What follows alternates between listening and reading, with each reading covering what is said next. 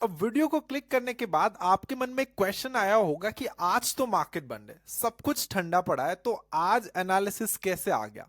तो मैंने आज के दिन सोचा एक मिड वीक एनालिसिस वीडियो बनाते हैं और साथ साथ में एक प्रोसेस क्या है एक सक्सेसफुल ट्रेडर बनने की। राइट, बिकॉज ऑल दोज मेरे पास टाइम बहुत कम रहता है, लिमिटेड रहता है, बट स्टिल मैं आपको आज बताने की ट्राई करूंगा और साथ साथ में मार्केट एनालिसिस के भी कुछ ग्लिम्स देख लेंगे। तो सबसे पहले मार्केट एनालिसिस करेंगे, mid week market analysis. Right, because अब नेक्स्ट जो है वो कल की एक्सपायरी कैसी रहेगी उसके बारे में, एंड थोड़े बहुत मैं आपको सक्सेसफुल ट्रेडिंग के स्टेप्स भी आपको बताने वाला हूं। So let's start analysis video.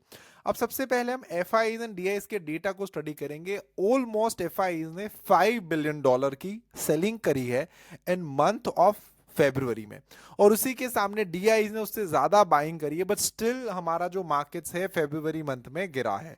यहाँ पे आप देख सकते हो फ्यूचर्स एंड ऑप्शंस में क्या चल रहा है। तो फ्यूचर्स एंड ऑप्शंस में भी आप अगर देखो तो 3,900 करोड़ की टिल डेट एफ ने जो वो सेलिंग करी हुई है, और उसी के सामने डी ने यहाँ पे भी मतलब ऑप्शंस में भी एफ ने जो है वो बाइंग करी हुई है। तो ऑप्शन में बाइंग करना, तो इसका मतलब ये नहीं है कि कुछ खरीदा है, इसका मतलब ये भी है कि शायद से पुट ऑप्शंस भी बाय करे हो। राइट, हेजेस भी क्रिएट करे हो। तो ज्यादातर जो महत्व है वो सबसे ज्यादा कैश के डेटा को दिया जाता है। राइट, बिकॉज उसी के ऊपर जो वो एक बेस होता है, ये एक ढांचा होता है कि अगर लेट्स से कैश मार्केट्स में ही, इक्विटी मार्केट से ही एफ जो वो पैसा निकाल रहे हैं, it mean F long term view नहीं देख रहे हैं। FNO market is just because of the speculation, just because of the trading only। तो FI जो है वो completely negative है, एंड जब तक ये नंबर जो है वो मंथ ऑन मंथ बेसिस के ऊपर पॉजिटिव नहीं हो जाते, हमें हमारे मार्केट्स में कोई पॉजिटिव ट्रेंड जो है वो देखने नहीं मिलेगा। अगर आप एडवांस एंड डिक्लाइन रेशियो देखो, इट मींस यहां पे आप ये डेटा देखो कि अभी जो सारे स्टॉक्स हैं, मतलब जितने भी निफ्टी के ट्रेडेबल स्टॉक्स हैं, उसमें से कितने सारे ऐसे स्टॉक्स हैं जो 20, 50, 200 और ईएमए के ऊपर है। तो यहां पे आप देख सकते हो कि जो अभी करंटली आप अगर मान के चलो तो अराउंड अराउंड 1900 या 2000 स्टॉक्स हैं, उसपे से 1600 स्टॉक्स ऐसे हैं जो 200 डीएमए के नीचे ट्रेड कर रहे हैं, एंड ओनली 300 स्टॉक्स ऐसे हैं जो 200 डीएमए के ऊपर ट्रेड कर रहे हैं। इसका सिंपल मतलब क्या है कि जो 200 दिन की प्राइस की एवरेज थी उसको भी स्टॉक्स ने ब्रेक कर दिया है। इट मींस एफआई जो वो धड़ाधड़ जहां पे उसे लग रहा है कि यार वैल्यूएशन कंफर्ट नहीं है, क्वार्टरली रिजल्ट्स अच्छे नहीं आ रहे, थोड़े से भी वीक स्टॉक्स हैं, प्रमोटर अच्छे नहीं है, बिजनेस सही से नहीं चल रहा, एफआई वहां पे आंख बंद करके बेच रहे हैं। राइट, आपने देख लिया होगा कि mid cap and small cap अपने ऑल टाइम हाई से 25% डाउन है, बट कुछ कुछ स्टॉक्स 50% से ज्यादा भी डाउन हो गए हैं। द रीजन इज दैट कि वो सारे भंगार कैप थे। अभी भी अगर आप देखो ऐसे टाइम पे Bajaj finance, Bajaj Finserv, Kotak Mahindra bank, HDFC bank, ये सारे बैंक के स्टॉक्स मेरे ख्याल से 5% भी नहीं गिरे हैं अपने ऑल टाइम हाई से, उल्टा बढ़े हैं। राइट, आप आइशर मोटर की बात कर लो, एसआरएफ की बात कर लो। क्यों? क्योंकि वहां पे वैल्यूएशन कंफर्ट में है, क्वार्टरली रिजल्ट्स जो है वो अच्छे हैं, फ्यूचर प्रोजेक्शन जो है वो अच्छे हैं, जो बिजनेस चला रहे हैं मैनेजमेंट वो अच्छा है, गवर्नमेंट कहीं ना कहीं ये सारे लोगों को सपोर्ट कर रही है। रिलायंस जैसा हैवीवेट स्टॉक जिसपे पूरे इंडिया को भरोसा था, इंडिया नहीं पूरे ओवरऑल वर्ल्ड को भरोसा था, वो भी अपने ऑल टाइम हाई से मोर देन 10% से ज्यादा डाउन है। तो कुछ ना कुछ तो हुआ है, राइट, जिसकी वजह से ये नेगेटिवनेस जो है वो मार्केट्स में आई है। और इसी के साथ अगर आप पूरा मार्केट ब्रेथ का डेटा भी देखो तो यहाँ पे देखो सारे ही मार्केट ब्रेथ जो है वो मतलब ओवरसोल्ड जोन में है या सबसे ज्यादा ही नेगेटिव है। तो ये देख लिया कि एफ जो है वो नेगेटिव है, मार्केट ब्रेथ भी हमारा नेगेटिव है, ज्यादातर स्टॉक्स जो वो 200 डीएमए के नीचे ट्रेड कर रहे हैं। अब हम देख लेते हैं कि ओवरऑल सेक्टर का ट्रेंड कैसे है। तो आप देख सकते हो Nifty 50 is in negative trend, bank Nifty कुछ पॉजिटिव ट्रेंड में नहीं है, पॉजिटिव हुआ था और उसके बाद वापस जो वो बैंक निफ्टी गिर चुका है, जस्ट बिकॉज बैंकिंग सेक्टर में कंटिन्यूस बाइंग हो रही है इसी रीजन की वजह से, और वो बाइंग भी एफ हो रही है। ऐसा नहीं है कि एफ जो है जो स्टॉक्स को मतलब ऐसा नहीं है कि डी उसी स्टॉक्स को बाय कर रहे हैं जिसको एफ बेच रहे हैं, एफ सिर्फ कचरा स्टॉक्स को ही बेच रहे हैं, एंड डी हर बार, क्योंकि म्यूचुअल फंड्स का इन्फ्लोज ही इतना है, तो अच्छी जहां पे वैल्यूएशन कंफर्ट है वहां पे डी जो है वो इन्वेस्ट कर रहे हैं। तो यहाँ पे आप देख सकते हो ऑटो सेक्टर आप मान के चलो, FMCG, IT, all the sector. Right, एक फाइनेंशियल सर्विसेज को छोड़ दो, राइट, वो भी कोई इतना ज्यादा ऊपर नहीं गया, बाकी रेस्ट ऑल द सेक्टर अब तो नेगेटिव हो चुके हैं। मुझे आईटी सेक्टर और फार्मा सेक्टर के ऊपर ज्यादा ही कुछ भरोसा था, बट वो भी सेक्टर भी डाउन में चले गए। इट मींस आप यहाँ पे देखो सारे सेक्टर नेगेटिव है। तो कुछ कुछ सेक्टर अगर नेगेटिव में है तो इसका मतलब ये है कि सेक्टर परफॉर्म नहीं कर रहे या उसके जो स्टॉक्स हैं वो परफॉर्म नहीं कर रहे। बट अगर सारे ही सेक्टर नेगेटिव है, इट मींस कंटिन्यूस जो वो सेलिंग हो रही है ना, हमारे मार्केट्स का जो ओवरऑल ट्रेंड है वो नेगेटिव है। जब ओवरऑल ट्रेंड पॉजिटिव होता है तो सारे सेक्टर चलते हैं, एक दो सेक्टर को छोड़ के। एंड जब ओवरऑल सेक्टर नेगेटिव होता है तब सारे सेक्टर जो है वो गिरते हैं, दैट्स फॉर श्योर। अब इसी के साथ थोड़ा सा यूएस मार्केट्स देख लेते हैं, ग्लोबल मार्केट्स देख लेते हैं। देखो आप यहाँ पे एक चीज देखो, अगर मैं सुपर ट्रेंड को एक बार के लिए बंद करूं और यहाँ पे 250 की डीएमए को स्टार्ट करो तो यहाँ पे आप देख सकते हो अभी भी वो अपने ऑल टाइम हाई के पास ट्रेड करे, कुछ इतना ज्यादा नहीं गिरे, जस्ट बिकॉज यहाँ पे कंसोलिडेट कर रहे हैं। ये S&P 500 का चार्ट है, नैस्डैक का चार्ट भी देख लो, डाउ जोन्स का चार्ट देखो, आप यूके मार्केट्स का चार्ट देखो, जापान मार्केट जो कंसोलिडेट कर रहा है। मुझे ऐसा लग रहा है कि आगे आने वाले टाइम में जापान मार्केट्स में इन्वेस्टमेंट्स होने वाली है, बिकॉज जिस तरीके से जापान मार्केट्स का चार्ट जो वो फॉर्मुलेट हो रहा है, जिस दिन जापान मार्केट्स में ब्रेकआउट मिला वहां पे एक अपसाइड की रैली जो है मिलने वाली है। और चाइना का मार्केट्स आप देखो, आज के दिन भी चाइना का मार्केट 3% चढ़ा है। तो कहने का मतलब ये है कि जब हमारे मार्केट चल रहे थे, जब इमर्जिंग कंट्रीज के मार्केट चल रहे थे, तब ये सारे मार्केट जो है वो नहीं चल रहे थे। चाइना मार्केट देख लो, यूके मार्केट्स देख लो, यूएस मार्केट्स देख लो। जब हमारे मार्केट जो है वो ठंडे पड़ने लगे हैं तब ये सारे मार्केट जो है चलने लगे हैं। इट मीन्स हमें थोड़ा वेट करना पड़ेगा, जब ये सारे मार्केट्स में से जो बेसिकली एक बबल है वो बंद हो जाएगा, जो ये सारे मार्केट्स में कंटिन्यूस बेसिस के ऊपर फंड्स जो वो जाने बंद हो जाएंगे, तब हमें हमारे मार्केट्स में तेजी दिखेगी। बाकी कुछ भी हो जाए, दो तीन पॉलिसीज चेंज करने की वजह से या छोटे मोटे बजट में चेंज करने की वजह से कुछ मार्केट्स में फर्क नहीं पड़ने वाला। अब इसी के साथ अगर हम डॉलर इंडेक्स को भी देखें, dollar index is the most important index, right, कि अगर इमर्जिंग कंट्रीज के मार्केट्स को ज्यादा तेजी खेलनी है तो डॉलर इंडेक्स उसके लिए सबसे ज्यादा इंपॉर्टेंट है।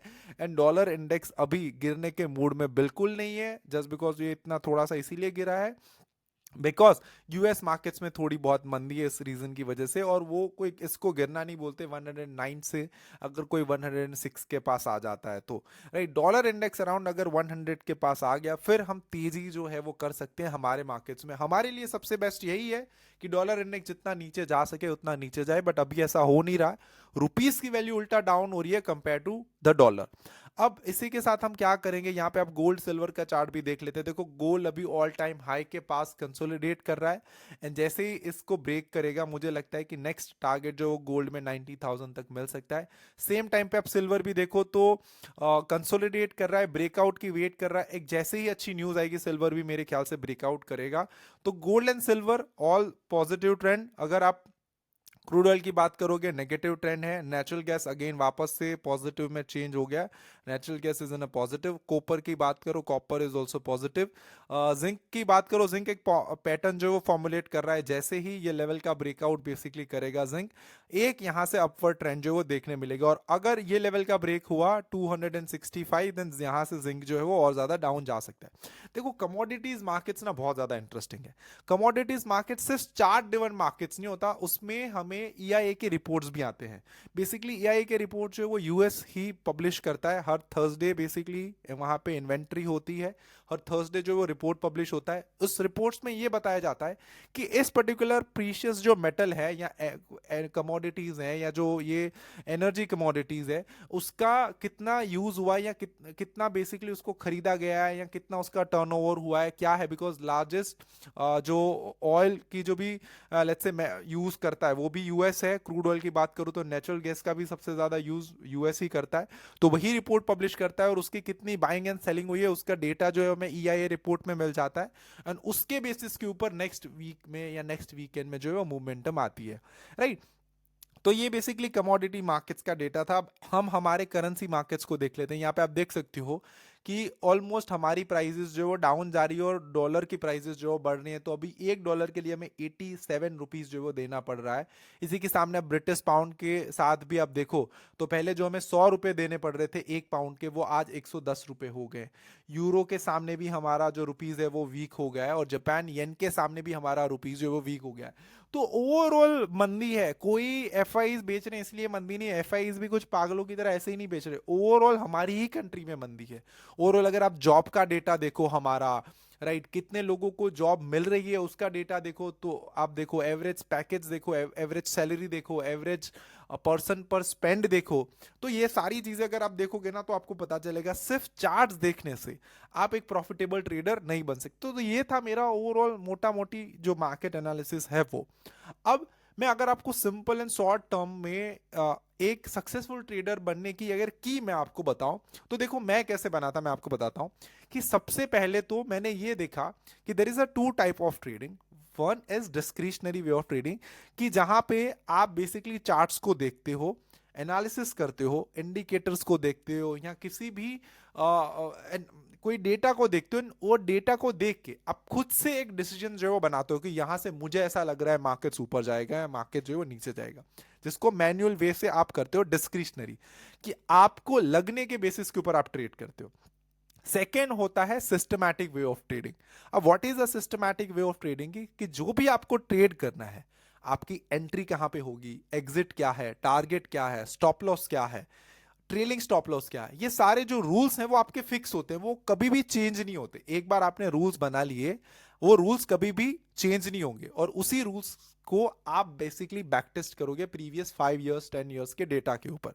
तो होगा क्या कि आपके पास एक सब्सटैंशियल एविडेंस होंगे कि हाँ, जो भी चीज मैं ट्रेड करना चाहता हूं वो बेसिकली एक डेटा ड्रिवन है, इसके मेरे पास रूल्स है, इसका बैक टेस्ट है, तो इट मींस ये पास्ट में भी चला है तो आगे भी चलने की प्रोबेबिलिटी है। See, market is ever evolving and ever changing, तो यहाँ पे कोई भी 100% चीजें जो है फिक्स नहीं होती।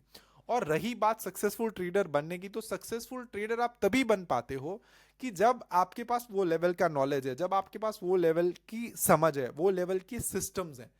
कोई ट्रेडर सिर्फ एक्सपीरियंस से बन जाता है कि वो डिस्क्रिशनरी में ही उसका इतना ज्यादा एक्सपीरियंस हो गया है, उसने मार्केट्स को ही इतना ज्यादा देख लिया और उसके बेसिस के ऊपर उसने सब कुछ जो है वो अपने एक्सपीरियंस के साथ सीख लिया। तो एक तो इस तरीके से बनते हैं, but I am a completely systematic way of trading, कि जहां पे मैं खुद चार्ट्स नहीं देखता, मेरे खुद के सिस्टम्स एंड एल्गोरिदम्स जो है वो बने हुए हैं, एंड उसी को जो है ऑटोमेटिकली जो है बेसिकली ट्रेड होता है, एंड उसी के बेसिस के ऊपर बाई सेल मेरे अकाउंट्स में जो है वो होता रहता है। तो it is called a algorithmic way of trading, कि जब आपके पास एक अपनी स्ट्रैटेजीज के रूल्स फिक्स हो जाते हैं, वही रूल्स को आप अगर लेट्स से सिंपल लैंग्वेज में मैं बताऊं तो आप अपने सिस्टम को वो रूल्स दे दो। System it means let's say आपका पीसी हो गया, आपने सर्वर के ऊपर डाल दिया, बहुत सारी चीजें होती है, एपीआईज वगैरह। तो अब आपका सिस्टम जो है वो आपके बिहाफ पे ट्रेड करेगा, ऑटोमेटिक बाय एंड सेल चीजें होगी। तो it is called a algorithm way of trading. तो जो सक्सेसफुल ट्रेडर है, जो प्रोफेशनल ट्रेडर है, वो सिस्टमैटिक वे ऑफ अप्रोच जाते हैं, बिकॉज हर दिन दिमाग लगाना मार्केट्स में वो बहुत ज़्यादा टफ होता है। आपके इमोशंस कब क्या हो जाए, और मार्केट में आप जो भी सारी चीज़ें करते हो, जो भी सारे डिसीजन लेते हो, वो पैसों के बेसिस के ऊपर लेते हो, because money is the main source कि जिसकी वजह से आप इस गेम में हो, राइट। तो हर बार आपके इमोशंस बहुत ज़्यादा ऊपर नीचे करते हैं, अगर इमोशंस में कुछ भी हो गया तो आप गलत डिसीजन ले सकते हो, अगर आपकी किसी के साथ फाइटिंग होगी या आपका मूड अच्छा नहीं है तो। बट सिस्टमैटिक ट्रेडिंग में अच्छी चीज़ क्या है कि आपके पास ऑलरेडी रूल्स हैं, आपने ऑलरेडी बैक टेस्ट किया हुआ है, बस आप वो रूल्स को इंप्लीमेंट करना है। वो रूल्स को आप इंप्लीमेंट करो, कोई और इंप्लीमेंट करे, डजेंट मैटर, बिकॉज वो उसमें कुछ चेंज नहीं होने वाला, result would be the same only. तो मैं आपको ज्यादा से ज्यादा ये करूंगा कि सबसे पहले आप डिस्क्रिशनरी ट्रेडर से सिस्टमैटिक ट्रेडर बन जाओ। अगर आपको सिस्टमैटिक ट्रेडिंग के ऊपर वीडियोस चाहिए तो कमेंट सेक्शन में कमेंट करके जरूर बताना। मैं वेट कर रहा हूं 10,000 सब्सक्राइबर्स की, कि जैसे ही 10,000 सब्सक्राइबर्स हिट होंगे मैं ट्राई करूंगा एजुकेशन कंटेंट जो है वो डालने की। अभी मेरे सब्सक्राइबर बहुत कम है, एजुकेशन कंटेंट डालने के लिए मुझे एफर्ट्स करना सही नहीं लगता, राइट। पहले आप ये करो, अपने खुद की ट्रेडिंग स्ट्रैटेजीज फाइंड आउट करो, और ट्रेडिंग स्ट्रैटेजीज को बैक टेस्ट करो, एंड जब बैक टेस्ट में ठीक हो जाता है, अपने कैपिटल का 5 से लेके 10% अमाउंट से, या बहुत छोटे से अमाउंट से आप बेसिकली वो स्ट्रैटेजी को टेस्ट करना स्टार्ट करो। जैसे ही आपको लग जाता है कि अच्छा चलो मेरी स्ट्रैटेजी ये बैक टेस्ट के हिसाब से चल रही है, उसके बाद थोड़े से पीरियड ऑफ टाइम तक वो स्ट्रैटेजी को चलाओ, एंड देन फिर जो है वो अपना सारा कैपिटल, या अपना 10% कैपिटल या 50% कैपिटल वो जो है वो इन्फ्यूज करो। अभी एक शॉर्ट टर्म में और शॉर्ट टाइमिंग में मैंने आपको बताया, बट यही सारी चीज़ अगर लॉन्ग टाइमिंग में आप जानना चाहते हो तो कमेंट सेक्शन में कमेंट करके जरूर बताना। बिकॉज जहां पे दो साइड के एफर्ट्स होते हैं, आपके और मेरे, वहां पे मजा आता है। अगर सिर्फ 50 लोग देख रहे हैं तो मुझे भी उतना ज्यादा एफर्ट्स करना अच्छा नहीं लगता, बट आई होप आपको थोड़ी बहुत समझ इससे मिली होगी. Till then keep learning, keep earning and keep making money from the stock market.